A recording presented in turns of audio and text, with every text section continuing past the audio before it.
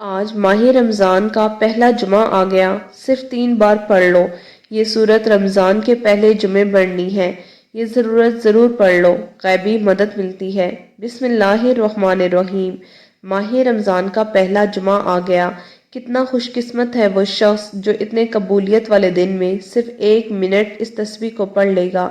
رمضان المبارک کے 3 گھنٹے بہت قیمتی ہیں، بس اگر آپ ان کی حفاظت کریں تو یہ 3 گھنٹے ماہ رمضان کے آخر تک 90 گھنٹے ہو جائیں گے۔ یہ 3 گھنٹے ہیں افطار کا گھنٹہ۔ افطاری جلدی تیار کیجیے اور دعا کے لیے وقت نکالیے، کیونکہ روزہ دار کی دعا اس وقت تک نہیں ہوتی، لہٰذا خود اپنے لیے مرحومین کے لیے دعا کریں۔ دوسرا گھنٹہ رات کا آخری گھنٹہ، بس خداوند عالم سے خلوت کریں کہ اللہ آواز دیتا ہے، کیا کوئی درخواست کرنے والا ہے کہ میں قبول کروں؟ بس اس وقت تم استغفار کرو۔ تیسرا گھنٹہ صبح کی نماز کے بعد سے سورج نکلنے تک ہے۔ مصلی پر بیٹھے رہنا اور ذکر خدا کرنا۔ یہ 90 گھنٹے ہیں، ان اوقات کا قیمتی بنائیں، ذکر خدا کریں اور غیبت سے دوری اپنائیں۔ صرف 30 دن ہیں اور بہت جلدی گزر جائیں گے۔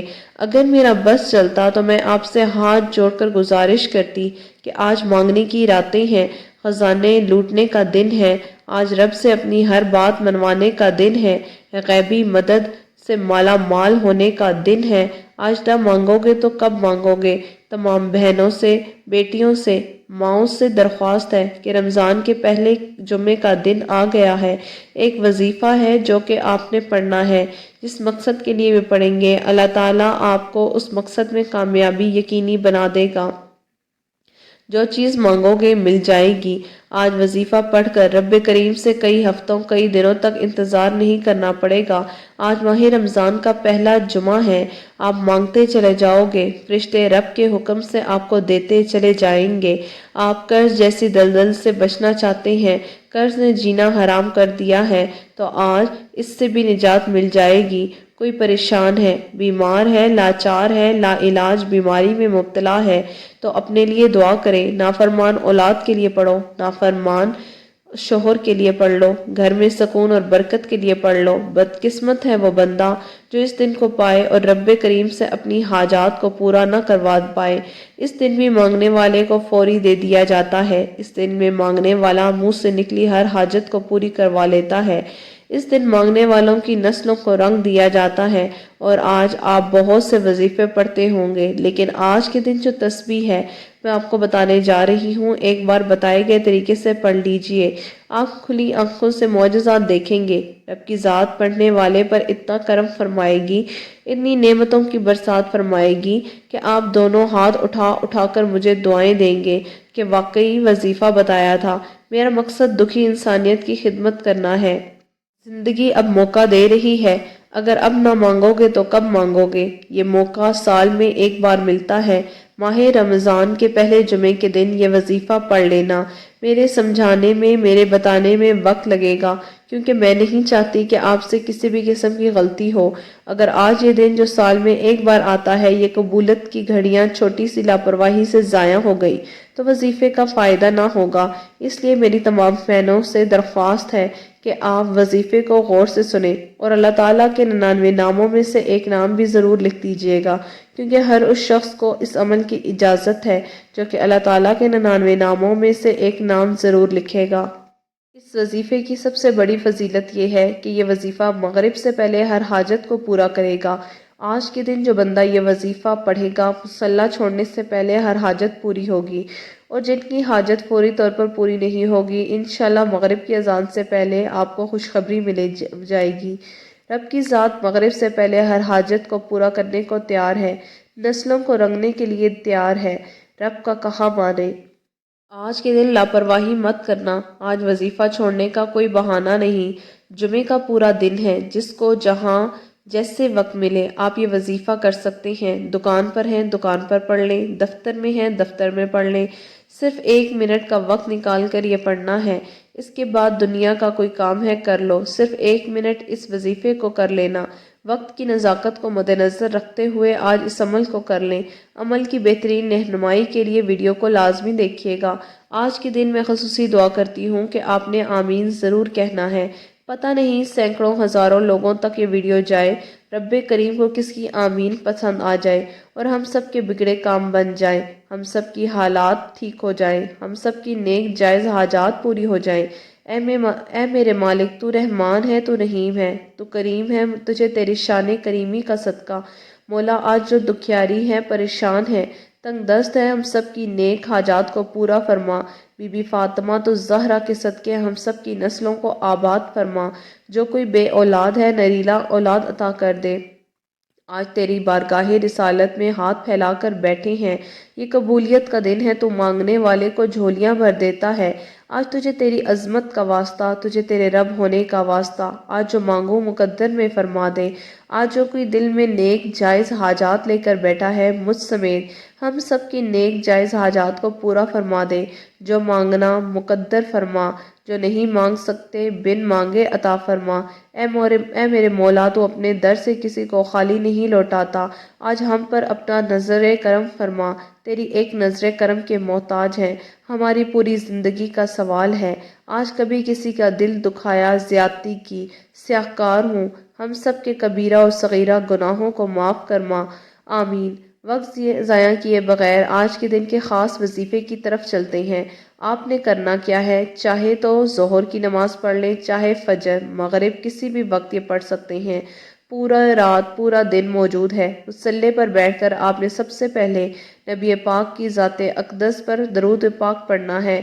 آپ کوئی بھی درود پڑھ سکتے ہیں، چاہے تو صلی اللہ علیہ وآلہ وسلم پڑھ لیں۔ آپ نماز والا درود ابراہیمی پڑھ سکتے ہیں۔ بہتر تو یہ ہے کہ درود پاک پڑھنے سے پہلے ایک بات توجہ کیجیے گا۔ ہو سکتا ہے آپ نے ابھی تک ویڈیو سکپ کر کے دیکھی ہو، لیکن اب وظیفے کا طریقہ بتا رہی ہوں۔ یہ موقع سال میں ایک بار ملتا ہے، یہ دن سال میں ایک بار آتا ہے۔ چھوٹی سی کوتاہی سے وقت ضائع، وظیفہ ضائع ہو سکتا ہے۔ بغیر سکپ کیے دیکھیں، ایک ایک نقطہ اہم ہے۔ یہ نہ ہو کہ آپ کی چھوٹی سی کوتاہی سے کوئی بات چھوٹ جائے، وظیفے کا فائدہ نہ ہوگا۔ ایک بار ثواب کی نیت سے میرے ساتھ بھی درود ابراہیمی پڑھ لیں۔ اللہم صلی علی محمد وعلی آل محمد کما صلیت علی ابراہیم وعلی آل ابراہیم انک حمید مجید۔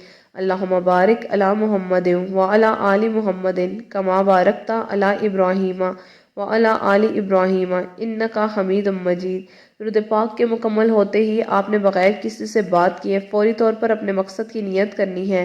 آج آپ کو رب کریم سے جو بھی مانگنا ہے وہ مانگیں، ضد کر کے مانگیے۔ آج ایک یا دو تین نہیں، سینکڑوں حاجات کی فہرست بنا کر بیٹھو، آپ کی ہر حاجت پوری ہوگی۔ شرط یہ ہے کہ مقصد کی نیت کر کے بیٹھنا، کیونکہ اعمال کا دار و مدار نیتوں پر ہے، اور آج رب کریم سے جس حاجت کو لے کر بیٹھو گے مل کر رہے گا۔ بعد میں یہ نہ کہنا کہ کاش یہ بھی مانگ لیا ہوتا۔ آج جو بھی مانگنا ہے مل جائے گا۔ مقصد کی نیت کرتے ہی فوراً طور پر آپ نے ایک بار اعوذ باللہ من الشیطان الرجیم، ایک بار بسم اللہ الرحمن الرحیم پڑھ کر وظیفے کا آغاز کرنا ہے، اور اپنی آنکھوں کو بند کر لینا۔ یوں محسوس کیجئے دنیا سے آپ کا کوئی تعلق نہیں، ہر لمحہ نعمتیں رحمتیں بارش کی طرح برس رہی ہیں۔ آپ نے آنکھوں کو بند کرتے ہوئے پہلے نمبر پر جو وظیفہ پڑھنا ہے، یہ تسبیح آج آپ کی تقدیر کا فیصلہ کر دے گی۔ یہ تسبیح گھر کے حالات بدل دے گی، بے برکتی کا خاتمہ کر دے گی، ہر کوئی غیب سے مدد ہو جائے گی۔ ہر کوئی چاہتا ہے کہ اس کے آس پاس گاڑی بنگلہ ہو، جو مانگو گے مل جائے گا۔ پہلے نمبر پر جو 1 منٹ کی تسبیح پڑھنی ہے، وہ رب کریم کے 3 ناموں کی تسبیح ہے۔ وہ نام کیا ہے؟ آپ نام سنتے ہی ہوش میں آ جائیں گے کہ اس تسبیح کی کتنی اہمیت ہے۔ آپ کو پتہ چل جائے گا کہ آج کے دن صرف 1 منٹ کی تسبیح یا غنی یا مغنی یا اللہ کی پڑھتے ہی آپ کی ہر حاجت پوری ہو جائے گی۔ جو اللہ والے ہیں وہ جانتے ہیں کہ اس کی قدر و قیمت کیا ہے، اس کی فضیلت کیا ہے۔ ناظرین، یا غنی رب کریم کا وہ نام ہے جو عرش پر بیٹھے رب کو راضی کرتا ہے۔ اگر کوئی بھکاری ہے، فقیر ہے، وہ سمجھتا ہے کہ کبھی کامیاب نہیں ہو سکتا، جو سمجھتا ہے کہ اس کی دعائیں قبول نہیں ہوتی، جو سمجھتا ہے کہ غربت میرا مقدر ہے، وہ مایوس ہونا چھوڑ دے۔ اپنے رب پر مکمل بھروسہ ہونا چاہیے، کسی بھی لمحے اپنے رب کی رحمت سے ناامید نہ ہوں۔ اللہ تعالیٰ کی رحمت پر ہمیشہ امید رکھنے کی قرآن و حدیث میں تاکید کی گئی ہے۔ باقی کسی شخص کے مایوس ہونے سے متعلق حکم شرعی یہ ہے کہ اللہ کی رحمت سے نا امیدی حرام ہے۔ البتہ کفر نہیں، کیونکہ کسی گناہ کبیرہ کا محض ارتکاب کرنے سے بندہ کافر نہیں ہو جاتا۔ ہاں، بعض صورتوں میں مایوسی کفر ہے، مثلاً یہ عقیدہ ہو کہ اللہ میرے حالات کو نہیں دیکھ رہا، میرے حالات سے بے خبر ہے، میری یہ پریشانی دور کرنے پر قادر نہیں۔ یہ عقیدہ ہو کہ معاذ اللہ، اللہ میری پریشانی دور نہیں کر رہا۔ چونکہ یہ سارے عقیدے کفر ہیں، اس لیے اگر ان میں سے کسی عقیدے کے ساتھ کوئی شخص مایوس ہوگا تو ایسی مایوسی ضرور کفر ہے۔ اگر اس طرح کا کوئی بھی کفر یا عقیدہ نہ پایا جائے تو پھر مایوسی کفر نہیں۔ اللہ عز و جل قرآن میں فرماتا ہے، تم فرماؤ اے میرے وہ بندو جنہوں نے اپنی جانوں پر زیادتی کی، اللہ کی رحمت سے نا امید نہ ہو، بے شک اللہ سب گناہ بخش دیتا ہے، بے شک وہی بخشنے والا مہربان ہے۔ ایک اور جگہ ارشاد فرمایا، اپنے رب کی رحمت سے کون نا امید ہے مگر وہی جو گمراہ ہوئے۔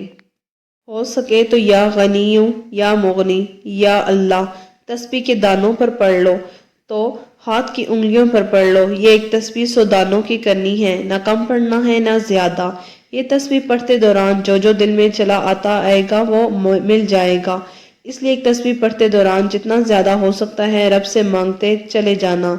کون خوش قسمت ہوگا کہ جس کی آج کے دن یہ خاص تسبیح قبول ہوگی۔ جیسے ہی یہ تسبیح مکمل ہو جائے تو فوری طور پر آپ نے دوسرے نمبر پر جو وظیفہ ہے وہ کرنا ہے، جس سے آپ کے گھر میں سکون نازل ہو جائے گا، آپ کی خواہشات پوری ہو جائیں گی۔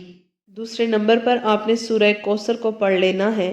ایک بار ثواب کی نیت سے میرے ساتھ بھی پڑھ لیجئے، اِنَّا أَعْطَيْنَاكَ الْكَوْثَرَ فَصَلِّ لِرَبِّكَ وَانْحَرْ إِنَّ شَانِئَكَ هُوَ الْأَبْتَرُ۔ کتنی بار پڑھنی ہے، کیسے پڑھنی ہے؟ سورہ کوثر کو سنتے ہی آپ کو اندازہ ہو گیا ہوگا کہ اس کی عمل کی قدر و قیمت کیا ہے۔ یہ عمل، یہ وظیفہ، آج کی یہ خاص تسبیح مغرب سے پہلے آپ کی ہر حاجت کو پورا کر دے گا۔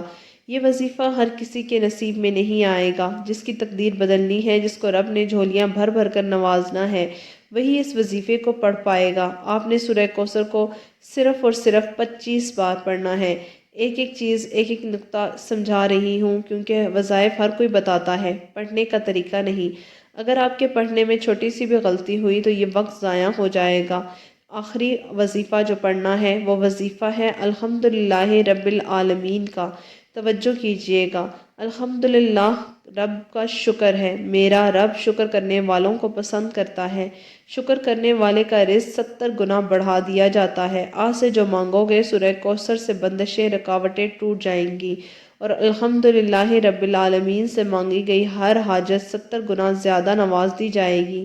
اگر 1 لاکھ مانگو گے تو 70 لاکھ ملے گا۔ یہ وظیفہ اب آپ نے پڑھنا ہے۔ انشاءاللہ تعالی میرے رب نے چاہا تو صرف اور صرف 25 بار الحمدللہ کو بتائے گئے طریقے سے پڑھنے والے پر فرشتے آسمان سے زمین پر رزق کے خزانے لے کر آئیں گے۔ میرا رب کھول کر نوازے گا، اتنا نوازے گا کہ آپ کی تجوریاں چھوٹی پڑ جائیں گی۔